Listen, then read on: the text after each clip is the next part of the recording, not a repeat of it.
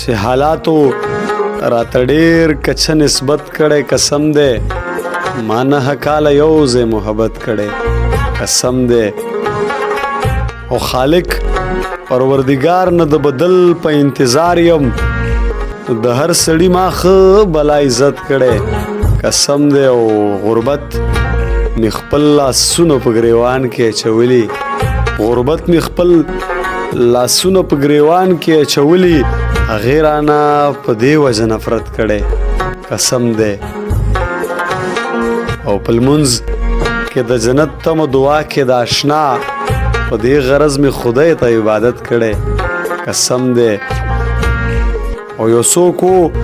چې د امن مخالف په دې ښار کې یو څوک چې د امن مخالف په دې ښار کې له دې ښاره مې ځکه بغاوت کړی قسم دی او پر هر که د مجبور د فلسفو ترجمانی کړه پر هر